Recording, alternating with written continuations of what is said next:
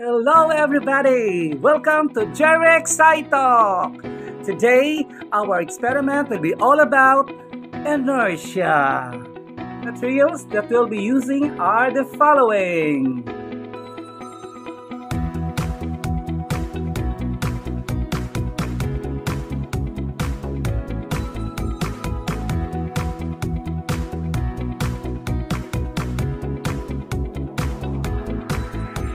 Here are the setups.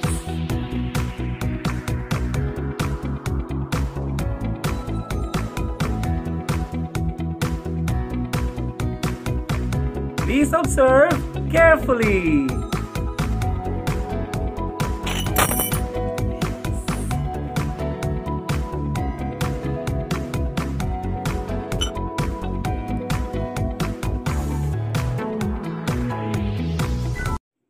What is then inertia?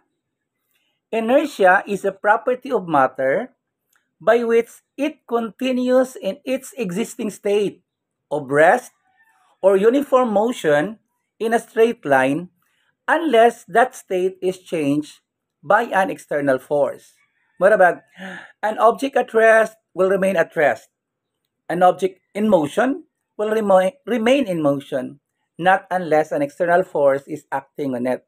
So sa atong setup sa experiment, doon na siya shot glass, then dayon na ay bottles o boss.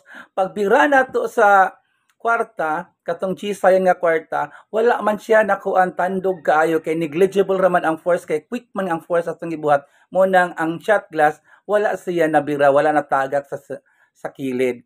Mausad ang coin. So ang coin, pagbira na to sa kuan, sa papel, wala po siya natagak kay unsaon pagkatagak niya nga quick raman ang force o natagak siya diretso siya sud sa bottle, wala siya na erog. So mao nang na-drop down siya. So that is inertia. An object at rest will remain at rest and an object in motion will remain in motion. If you find science boring, you're learning it from a wrong teacher. Bye bye.